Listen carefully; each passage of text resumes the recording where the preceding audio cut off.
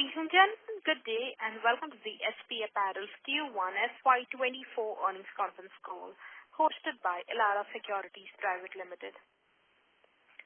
As a reminder, all participant lines will be in the listen-only mode and there will be an opportunity for you to ask questions after the presentation concludes.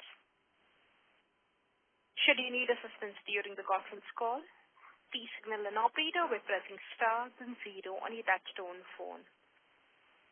Please note that this conference is being recorded. I now hand the conference over to Ms. Prerna Jhunjhunwala from Elara Securities Private Limited. Thank you and over to you, ma'am. Thank you, Lizanne. Good afternoon, everyone. On behalf of Elara Securities Private Limited, I would like to welcome you all to Q1 FY24 post-result conference call and business update call of SP Apparels Limited. Today we have with us the senior management of the company, including Mr. P. Sundararajan, Chairman and Managing Director, Ms. S. Shanta, Joint Managing Director, Mr. S. Chenduran, Joint Managing Director, Mrs. S. Lata, Executive Director, Mrs. E.V. Jiva, Chief Executive Officer, and Mr. V. Balaji, Chief Financial Officer of the company. Without taking much time, I would now like to hand over the call to Mr. P. Sundararajan for opening remarks. Thank you and over to you, sir. Thank you. Good afternoon, everyone, and very warm greetings to all of you who are present on the call to discuss our Q1 FY24 performances. Hope and wish that all of you are here and healthy. At the outset, I am happy to share with you that the Board of Directors in the meeting has recommended a dividend of rupees 3 per share, and which is 30% on the face value of the share. With regard to garment division, before getting into the financial performance of the garment division of Q1 FY24, I would like to update you on the latest developments in this industry. Firstly, regarding the FTA, this is the latest information is that the 12th round of discussion has been going on now. The team has come from UK to India and hoping that the latest message says that hoping that by end of August, FTA will be signed out. That is what the information is. Secondly, with regard to the demand scenario, slowly the market is picking up, although there are still recession on account of Russia-Ukraine war. But since, as I mentioned in the previous call also, there are consolidations happening from the retailer side, which means that they want to reduce the number of suppliers and consolidate the long-standing good performance to increase the business with them. In addition to that, China Plus is working out. All the retailers are seriously working on the China Plus strategy, where in addition to China business, they would also like to have one more country or more than one country to mitigate the risk and for a gradual exit to a great extent from China business. So once that comes, probably the things will be better now. So we as a company, we stand to take the advantage because we are our customers are long-standing customers, so the consolidation is in our favor now. Thirdly, the market volatility is with regard to cotton prices and the yarn prices. Still the cotton prices are slowly, it has stabilized now, and the yarn price is slowly picking up because the orders have started coming from the customers now. So at the moment, the cotton yarn prices are more or less breaking even kind of a situation. So currently it has been stabilized. With regard to the currency, on the currency front totally, we are seeing US dollar, GBP and the euro strengthening against the Indian rupee. and we are also witnessing a significant increase in the interest rates in US, UK, and Europe, which is not allowing us to use our working capital effectively. An update on the garment division is, as part of our new strategy on expansion, we are pursuing to set up a company in Sri Lanka, which will help us to expand our capacities in Sri Lanka. In addition to our existing efforts to increase the existing setup, but this model will be an asset-light model, which will allow us to expand our capacities as much as possible in Sri Lanka. In addition, as a part of the expansion strategically, I would like to update you all that we are in the process of growing our capacities in woven garment sector, and we are on the lookout to add more capacities in this segment by looking at some woven garment factories on as an additional capacity. And our current order book is around 425 crores. Our capacity utilization has improved significantly, and our current utilization is 3,900 machines and is around close to 80% utilization level. On the financial performance of the garment division, our garment division revenue for the quarter was 213 crores compared to 223 crores in Q1 FY23. Total export quantities for Q1 FY24 were 14.4 million pieces. Our adjusted EBITDA for the garment segment in Q1 FY24 was 35 crores compared to 48 crores in Q1 FY23. EBITDA margin stood at 16.3%, largely on account of the pressure on the raw material prices. In spite of our current margin, we are hopeful that our margin will be above 18% in the coming quarters. With regard to the spinning division, spinning mills are not making margins due to less demand of the yarn in the market. The cotton prices have now stabilized. Hope it will sustain. I am confident that our spinning unit will overcome the challenges and will contribute to the margin from the current quarter onwards. SP UK, there were a lot of strategic changes being done, such as shifting office to London, change of the team, which has now settled. The new team will take things forward in coming years. I expect the revenue to pick up from second half of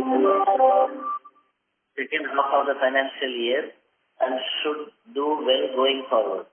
We are planning to add two more new customers to SP UK business. Revenue for the quarter stood at GBP 1.4 million, and EBITDA we have made losses to the tune of GBP 50,000. I am confident that SP UK will be able to work closely with the customers and will be able to do well during going forward. With regard to SP Retail Ventures Limited, in general, Q1 24 has been bad for the entire retail industry. Our top line remained flat at 15 crores with an EBITDA loss of around 4.5 crores. Current liquidity, our liquidity position is strong and we have serviced all the debt up to date. Now I will hand over to CFO for financial presentation. Thank you. Good afternoon, everybody.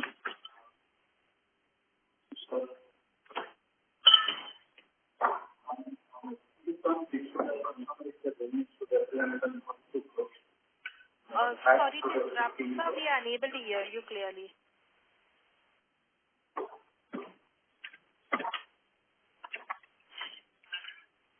Is it audible now? Yes, sir. Please proceed. Our adjusted revenue stood at 242 crores and adjusted EBITDA stood at 35 crores and our PAT stood at 15 crores for the current quarter. We made an EPS of 5.99 on the EPS front. And on the segmental reporting, so garment division did a top line of 213 crores and did a 16.3% on the EBITDA, which is around 34 crores on the EBITDA number. On SP UK, we did a 14.8 crores of top line, where we have made a EBITDA losses in SP UK.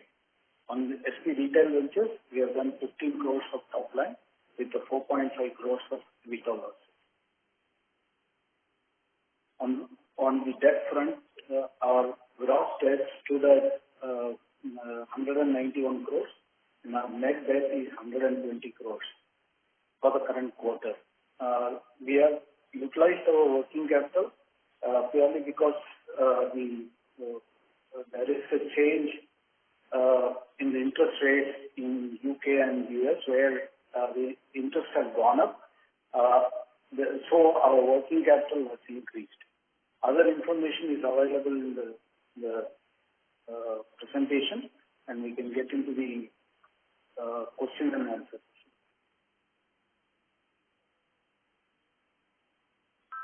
Thank you. Ladies and gentlemen, we will now begin with the question and answer session.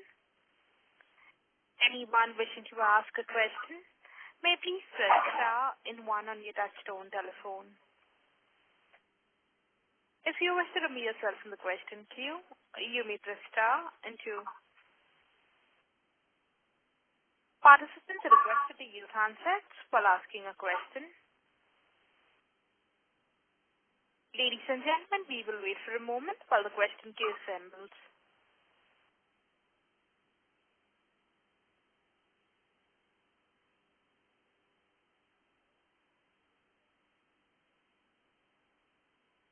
The first question is from the line of Aman Agarwal from Carnelian Asset Management. Please go ahead. Sir, thank you for the opportunity. The first question was on the Sri Lankan subsidiary. We are incorporating a new subsidiary. So are we planning to have manufacturing operations in Sri Lanka also in the future for garments? Like, if you can explain a bit more on that. Manufacturing facility. Yes, it is the kind of manufacturing facility we are looking for, and we have shortlisted some factories. And in consultation with the customers, we will be going ahead with that. This is going to help us by straight away we are looking at the running factory. So straight away we'll get additional capacity. Probably if everything goes well, will be up and running from Q4. Late part of Q4 or from up and running from Q1 25. Got it, sir. And this mainly in the kids category, or like are we looking to get into some other category with this new plant? Can you say a little louder, please?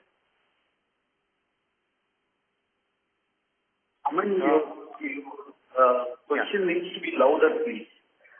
Sorry.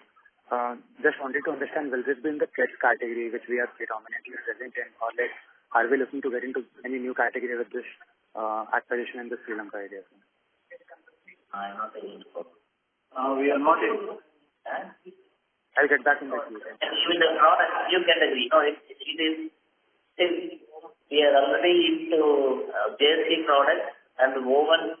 We are going to go for woven that we will also add on within India as well as in Sri Lanka. And in addition to this, even for the knit products, we may be going for the kids and babies. And we are not ruling out the ladies and menswear also, because those factories are versatile for any kind of product. Understood, sir. So one more thing, like on the capacity utilization, we have guided for 90% kind of utilization by end of this year, right? So what kind of labor addition we are looking for to achieve this kind of utilization? So if it is for 90%, then we should cross about 4,500 to 4,800. Right. So labor initiative, yes, that's an ongoing process. We have been, as we mentioned in the past calls, that we are mobilizing workforce from the migrant other states also. And in addition to that, there is one new project is coming up in Tamil Nadu. So all put together, probably we will be able to reach 90%. Got it, sir. So one question on the exchange loss. Like this quarter, we have incurred a loss of around 5 crores in foreign exchange, right? Realized losses. So if you can explain like why this happened and like any outlook on exchange gains or losses for the future, like for the rest part of FY2024. So, among the exchange gain or loss happens because of the spot movements. Sales are booked on the spot rate, and the cover of forward contracts are taken from the date of order which we have taken. So there will be always movements in terms of positive and negative because spot keeps moving regularly. So whenever rupee is depreciating, you will find this as negative, and whenever rupee is appreciating, you will find it as positive. So this is how it works. Got it, sir. I'll get back in the queue, sir. Thank you. Thank you. A reminder to the participants, anyone wishing to ask a question, may please press star and 1.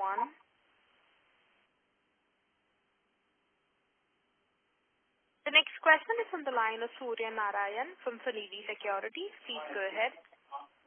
Yeah, am I audible, sir? Yeah.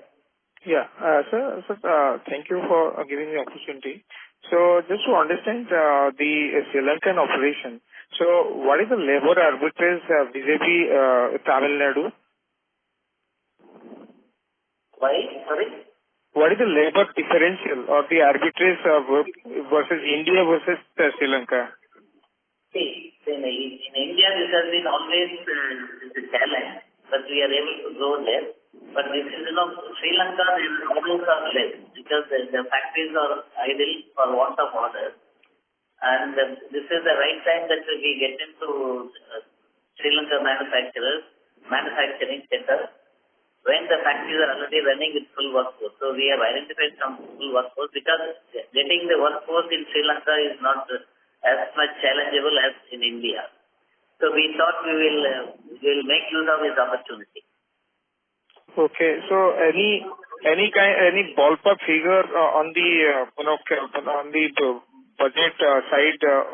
I mean, so far as the buyout is concerned, and the labor size you want to deploy there.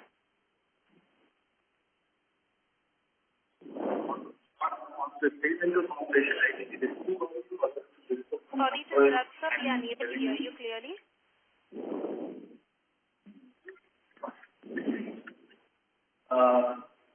I think discussing on the Sri Lankan operations, it will be too early for us to discuss on numbers and capacities and other things because we have to get the customer clearances before getting into the capacity and other things. So that will take some time for us to come out with details on that. Maybe we'll let you know once there is concrete data. We will let you know on that. So internally, no budget has been fixed yet. Yeah, we are not. If you look at Chairman's speech, he said that will be a satellite model. For the time being, we are not looking at any expansion in Sri Lanka. We are only looking for factories on a leased basis or on a contract basis as of now. Once we are comfortable with the operations, then we will look at putting up projects there. Okay. And so regarding your migration into, or let's say adoption into the oven segment, so are you facing any challenges from the need side so that we want to mitigate the risk from the oven side? No, this oven, generally, now the fashion industry, So now there are more demand for the woven products, and since the customers are consolidating with us, the most of the factories business is coming to us. So they are expecting us to do the woven garment as well. But our existing setup cannot do those things because of the already we have enough orders for the existing factory. So unless we look for another factory which is real typical woven factory, so that we don't lose that business in addition. So in that case, sir, our own internal knitting unit will be underutilized. Am I right, sir? No, this is additional business. Okay. So we don't see any sort of disruption in the existing demand from the knitting side. Yeah, that's we are working on it. We are already on the process. So probably in the next quarter we will be able to update you on this. Only then we will start taking woven orders. And sir, regarding the retail and the SP UK, we still this year will be work in progress so far as the turnaround is concerned. Yeah, see, SP UK is only a temporary phenomenon. Post-COVID effects, post-COVID effects will hit the SP UK as well as the retail only after about 4 quarters to 6 quarters, because that will only immediate impact will be on the manufacturing. But otherwise, for the trading model, it will take about a few quarters to have the impact on this. So now in the SP UK, we have already moved our setup, the design department and the sales team, everything from Leicester to London now. So it's all been set and all is up and running now. So probably from Q3 onwards, we will be back to normal. We will start making profits on this. This 2 quarters, literally we had revamped the whole thing. So that's the reason why there has been fixed expenses were there, but the real top line was not grown. Okay, and sir, about the local retail? Yeah, about the local retail, 1 second. What is the question about local retail? Sorry. My question was about the turnaround of the both the units. I mean, sir has told about the SP UK and the domestic retail, your perspective about the turnaround. Domestic retail, among the 3 brands that we currently operate, Crocodile has been consistently profitable and it has turned around. So even Q1, Crocodile has done good numbers. But the major impact has been from the kidswear, where the gross margins are lower because of the smaller volume, and some marketing and pre-operative expenses for new standalone stores. And there's been some liquidation which happened on the other brands, on the head brand, which maybe in the next 2 quarters we'll be able to come out of that. But Crocodile has been growing. So Q3 onwards, Crocodile will support both the other 2 brands and it will turn around.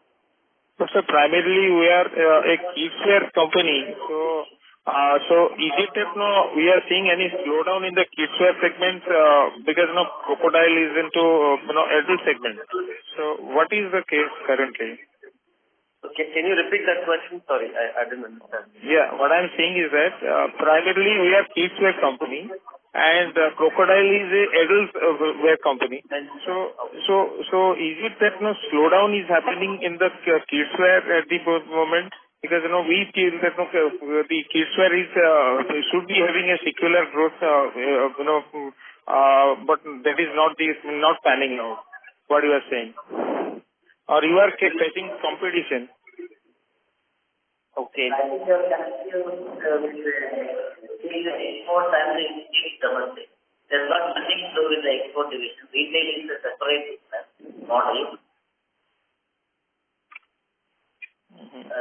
So here we have the new brand called the Angel and Rocket for the domestic purpose. It has got nothing to do with our manufacturing setup. So this is in the incubation period kind of thing. So which means it will take another 2 years to start making profits, because only 3 years over now. At the moment we have taken this business, immediately within 1 month the lockdown came. the pandemic thing. So we lost about 2 years of that, so that we held up with the stock, sitting with the huge stock. So we are liquidating everything. So now only we start buying the new stocks and going to the market. So this, as JMD said, by end of this financial year, the overall retail will be able to turn around. How much additional capital allocation will be required in the retail this year?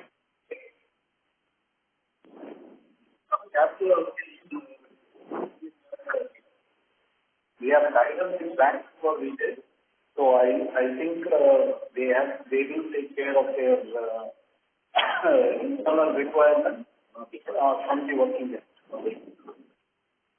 There is no growth fund. Yeah, there is no need for any growth fund growth funding, because we are not having a plan to have big growth in the retail. Okay. And sir, any sale, your margin sale in the cotton yarn you are doing? Any? Margin sale of cotton yarn. No, we don't deal with cotton yarn. No, what? No, any external sale of cotton yarn you are doing? That happens whenever we have a captive plant. Whenever there is an excess quantity that is available, we sell it in the domestic market. That is nothing to do with what it doesn't happen regularly. It is purely for captive only. Okay. And when the realization, you are expecting the realization to improve, because now currently the realization is below last year. So, currently the cotton has again picked up from 55,000 to around, it is close to around 60,000 per candy. So, are we seeing any negotiation for to arrest the fall in the realization? See, in terms of cotton prices, we are a company where we pass on the cotton cost to the customer. So if you compare Q4 versus Q1, we have come down on the realization per piece. That is purely because it is the behavior of the yarn prices which has come down. So you should not confuse in terms of the realization per piece. So shall we mean that the realization in the Q1, that is 134 rupees, so that is the bottom? It may come down still, because the orders which we have taken for the current orders which we are having in hand is around 130, 129 rupees from it. So it all depends on the current yarn prices. Okay, because my sense is that unless and until the destocking issues that is being debated, that is improved, we can't get a higher realization. Is my reading right? Yeah, you may be correct to a business model where it is purely dependent on the cotton prices. Yes. The cotton price is going up now, but even the yarn price, they have increased by another 10 rupees. So the spinners will try to match the cotton price increase as against the yarn prices. So we hope that there will not be a big loss in the spinning sector. Okay. Okay, sir. Thank you. Thank you. The next question is from the line of Vikram Suryavanshi from Phillip Capital India Private Limited. Please go ahead. Some of the questions were already answered. Just wanted a clarity that the new facility, what we are looking at Sri Lanka, is it possible to shift existing order to new facility and vendors does that approve that, or we need to take a new orders for new facility? In terms of Sri Lanka, I think we have just updated you on the strategy. More data. So let me explain. See, this is the strategy we have taken for offshore production. Because currently this company has got good potential of getting businesses as much as we could increase the capacity from the customers. Because we are one of the preferred vendors to our existing customers, and we will also have a room. We want to have a room for increasing the customer base. So we need to include some new customers as well. But it is not in tandem. I mean, like the order inflow versus the capacity increase are not in tandem. So what we thought, we need to inorganically plan something, either offshore production or acquisition of some factories, so that we get the capacities quickly. So that was the plan we had. So finally what we thought was, why not we think of Sri Lanka offshore production with the existing running factories. So we just get the business from the customers and we will get it produced from the Sri Lankan factories. This is going to be an additional business, provided the customers are giving the go-ahead for those factories, which we don't see that would be a problem. So which means, if for example in Q4 we offer them say X number of machines, but out of Sri Lanka, so definitely the orders for those machines will be in additional orders will be placed, so it will be part of our total sale. So this is the plan. So once the customers give the clearance, then we'll book the orders and we will be producing it out of Sri Lanka and ship it from Sri Lanka. Understood. And this will be predominantly again in the kit segment, or these factories are fungible? Those factories are very versatile factories. So depends on customers what product they want us to produce there. Based on that we will do it. Understood. That was helpful. Thank you. Thank you. The next question is from the line of Chirag Shah from White Pine. Please go ahead.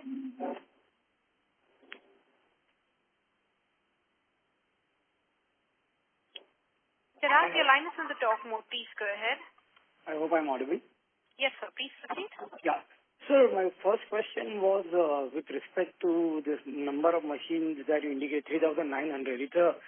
It's a good jump from a historical range of around 3,500. So is this utilization sustainable or there is seasonality involved in this? That is the first question. This utilization will be sustainable because we have orders in hand for another 4 months in full. So definitely we will be increasing the capacity. This will be maintained. That will raise the capacity. And the second question was, while utilization has gone up, the number of pieces have not really gone up in that proportion. And because ASPs have also gone down, so can you just explain this, because partly the ASPs are lower because of the raw material prices which you explained. So how should one look at what has been the net impact on ASP, or if you can, or number of pieces, if you can explain that? Yes, the more the number of, more the utilization level goes up, definitely it will help us to increase the top line as well as the bottom line, because our fixed overheads will be definitely be spread across these capacities. So this will definitely help us, but this quarter is something which is not really based on the 3,900 machines, the Q1. But currently now we are running is around 3,800 to 4,000 around this time. So probably effectively Q3 will be the numbers where you will see the top line growth proportionately as well as the bottom line growth. Sir, what was the number of machines deployed in Q1, which have, if it's not 3,900? 76%, which is close to around 3,500. Sir, your voice was cracking, sir. I couldn't get it. Effective utilization for Q1 is 76%, which is close to 3,500. Okay, close to 3,500. And you have now deployed, so now you are utilizing 3,900. Currently, utilization is close to 3,900. Yeah. Okay. And this you are reasonably confident of taking it up to 4,500 by end of the year? Yes. And sir, if the ratio is 2.25, right? Per machine, if I want to convert number of labor, number of workforce, is it 2.25 is the right ratio to use per machine? That is the ratio that we are working on it now. That is all purely based on the products we are doing. Okay. So what would be the labor number, workforce number? Currently it should be close to 12,000. Okay, it's close to 12,000. Sir, 12K for Q1 or 12K for this 3,900 machines?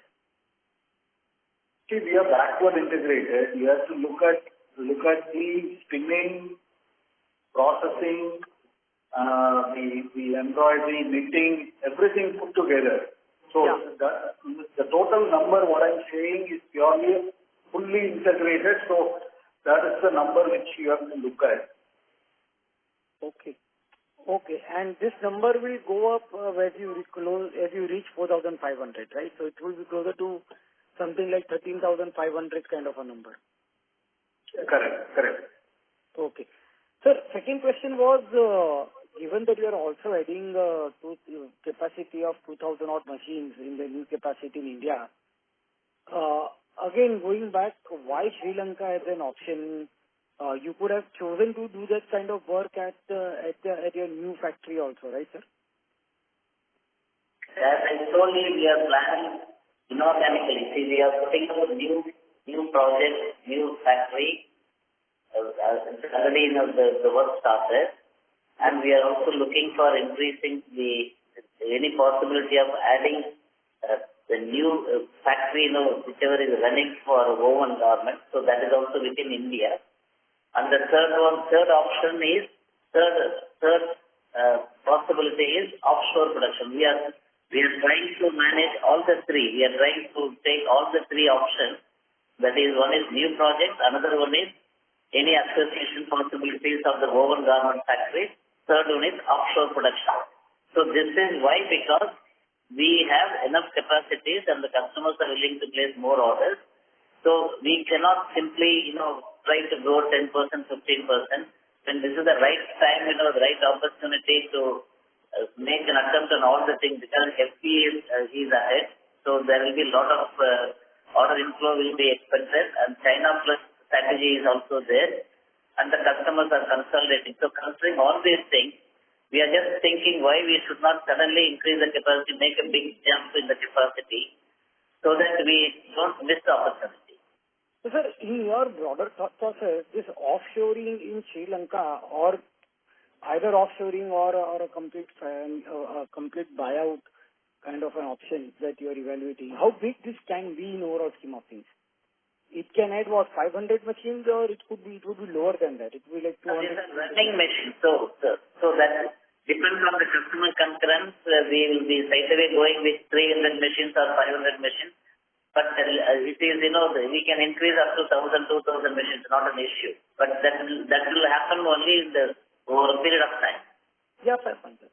But so you are not looking to start with not more than 200, 300 machines, right? That is the right way to look at it. It's too early to say anything. I told you that we have to take the customer's concurrence up to their clearance, and how many customers are willing for it, and what sort of quantities, what style they would like to produce, what best to produce from this. All depends on those decisions. So which means the capacity is open. Okay. The second question was coming back to the retail business of India. I just wanted to understand how are you looking at it, because what are the monitorables or the time zones that you have given to take hard call on that business? Because we have been trying time and again to rejuvenate the business. The opportunity is very big. But despite that execution, there has been some issues coming across. Management bandwidth is getting blocked over there. Why not focus on woven Sri Lanka as a completely rather than focusing on retail? So internally, have you formed up any timelines, any monitorables where you when you will be willing to take hard calls We on have that? a roadmap of seven quarters to timer and 1 second. So on the retail roadmap, we will look at retail as a whole with all the three brands in terms of the turnaround. We look at it for 7 more quarters. And based on our experience with the Crocodile brand, it took a lot of time for the brand to reach a level where we've been fully out of issues in terms of profitability, inventory, and receivables, all of those. So it is going to take time, and primarily because of the new brands that we had launched, specifically during the COVID period. But internally, we have kept the deliverables and we are monitoring. And we've given targets where we'll have a look at it in, say, 7 more quarters on the retail overall. Unless it's turned around, then we'll look at other options. Okay, this is helpful. The last question, if I can ask, is on the hostel facility. Any update on that? How are you? How many locations or what percentage of your production does have hostel facilities, and how are you trying to ramp it up? Can you repeat your question? Hostel facilities at your existing factories and even the new ones that you are constructing in Sivakasi. So, what percentage of our revenue can come from those kind of facilities, and what is coming currently, and how are you thinking over the next 2-3 years? Actually, the new factory in Sivakasi, there will not be any hostel. So it is the outsiders. We are using all local people only. And the revenue contribution from the hostel factory is at the moment, it is about 30 to 35%, and balance 65% from the other factories. Any thought process on increasing this number? How are you looking at it, or what are there any specific challenges that you are facing because of which you don't want to raise it up? Because providing a hostel could be a very good opportunity also to attract the talent, right? Which has been a challenge. No, our strategy is, as I have been mentioning in all the calls, that for the India business or our business, we also have 3 types of business models. One is the local who are commuting from home, which is a safe one, and another one is the hostel migrant, which is always it is again 1/3 of the total business we are keeping. It's only a risk mitigation. And the third one is the hub and model kind of, satellite factories, where new projects, new setup, where there is abundant people are available, to whom we will train and develop them. So like Kovilpatti is the one which is working on this. So we constantly keep these 3 models always to mitigate the risk. And now for mitigating not only for mitigating the risk, to increase the capacity quickly, we are planning for acquisition of woven factories. And we are planning for offshore production, which will bring in more additional capacity immediately. So this is the strategy of our workforce management. Okay. But would it be right to make an assumption that wherever you have hostel factories, the turnover of the labor is lower than the other 2 factories? Would it be the right assumption or not necessary? So generally, the hostel factories acquisition is comparatively higher. Is higher? Yes. Interesting. Because all migrants. They are all migrants. Okay, that is the reason why it is higher. Okay. That's okay. Sir, and lastly, any capital allocated for this acquisition of a woven factory? Any thought process over there? What kind of size, what kind of capital you want to invest in? It's too early to discuss on this thing. Okay. Just in the early stage. Okay, great. Thank you and all the best. Thank you. Thank you. A reminder to the participants, anyone wishing to ask a question, may please press star and 1. The next question is from the line of Priyana Jhunjhunwala. Please go ahead. Hi, thank you. So just wanted to understand the demand scale that is happening, and you're getting good orders from the customers. So could you give some color on how is the demand coming in from existing, or is it demand ramp up from new clients as well, and how your customers concentration is changing and is likely to change over the next 2 years? Yeah, this is purely because of the consolidation. See, all the retailers, everybody, no exception, everyone wants two things. One is reduce the number of suppliers based on the performances and the longevity of the relationship. And the second one is they need one more country other than China to mitigate, to move away from China or reduce the risk out from China. So this is what every retailer is working on. So we stand to take the advantage of this because of the consolidation one. So most of the business are coming to big factories like ours and reducing the small, they are reducing number of suppliers. So this is one of the reasons, not just because, not that there is a big demand in the European market or something like that. That's not the case. With the limited volume of business, what retailers are doing, this is the right time for them to easily consolidate the factories. So that's what is going on. And China Plus model is also helping us to get some of the, now we are doing all China products also here now. So the customers are asking us to do China products also here. Okay. So China products, meaning will it be cotton based only or it will be? Yes, it's a blend, cotton, polyester, something kind of a winter product, so such kind of thing. Okay, okay. And any up on the new customers that we end up in the last 2 years? How is the happening on new customers? Yeah, so we say this is not the right time to tap the new customers because the recession is going on in all over Europe as well as in the US because of the Russian war. So there is no point in tapping or knocking at the door of the new customers at the moment. We are waiting for the right time to try for new customers. And in the meantime, we will maximize our capacities in all the aspects, from acquisition of a factory in India, the Sri Lankan offshore production. So all these things, once we are ready in the next 2 quarters, probably that will be the perfect timing to tap the new customers as well. Okay. And I also wanted to understand what made you circle on Sri Lanka because there is political instability there as well as economic instability, and they've been losing orders as you mentioned. So before circling on to Sri Lanka, have you looked at Bangladesh and any other geographies, and Sri Lanka was a win-win? So we would just like to have some color on geography. Yes, there are possibilities of looking at Bangladesh or Vietnam or Cambodia. Vietnam or Cambodia are completely Chinese kind of working model, which won't suit us.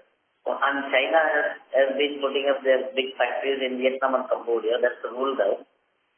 Only Bangladesh and Sri Lanka are the two options available in front of us, where again Bangladesh is always risky from the customer's point of view, because given a chance, they would like to move the businesses as much as possible to India.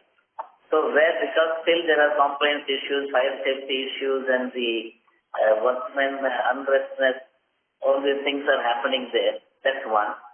And the second thing is cultural problem for us to handle them.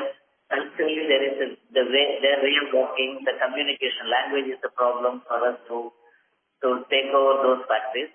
Yes, it would not be difficult. It's a good option for Bangladesh as well. But given a choice of Bangladesh or Sri Lanka, we prefer Sri Lanka because culturally there is no difference, and the abundant labor is available as in Bangladesh. And as you said, in political instability, it is not the case because that country is now, the tourism is not doing good, so that they depend only on the garmenting business, where they import the material out of China or India, and they export the wages. That is what they are doing. And now they are in need of the orders. This is the right time, and the workforce are available plenty. And this is the right time, and culturally we are in line. They are in line with our way of working, and they understand everything what we are talking about. and customers also will be preferring Sri Lanka as first. Only then they will go for the Bangladesh. Okay, understood. So last question on geographic distribution. Now, how much of our revenue is coming from UK, Europe, and US individually? US is 8% this quarter. You're not audible. US contribution is 8% this quarter, and 44% is European contribution, and rest from UK. Okay, sir. Thank you so much, sir. All the best. Thank you. We'll move on to the next question. That is on the line of Ketan from Robo Capital. Please go ahead. Hello, sir. What will be the revenue guidance for FY24 and 25 at consolidated? So we have given you the guideline of about growth of about 15-20%. If everything goes well. And if the offshore production is set, then probably we may expect another about 5% extra. Okay, thank you. Thank you. The next question is from the line of Rusmukh Oza from 9 Rays Research. Please go ahead. Yeah, thanks for the opportunity, sir. Just wanted to get some sense on this FTA with UK. As in when it comes, how does it impact our EBITDA margins positively, and does it lead to any change in the guidance you've given in the presentation of 18 to 20% EBITDA margin that you're looking at, especially from a FY25 perspective? Yeah, since FTA is again, everybody is waiting for FTA to be through. But, we really don't know the government policies with regard to the duty drawback thing. We really don't know. Because at the moment, Sri Lanka is duty-free and Bangladesh is duty-free. And India is yet to be duty-free once FTA is announced. But we really don't know what are the benefits, whether we'll continue to get the same benefits at the moment what we are getting, or there may be any cuts in the benefits. We really don't know. From the customer's point of view, yes, there will be some sharing of the profit if at all the duty is saved. So, but according to me, the bottom line there will not be any significant change either way, whether in our favor or against us. I don't see anything. It's only the more business it will be open for more business to India. Okay. Thank you, sir.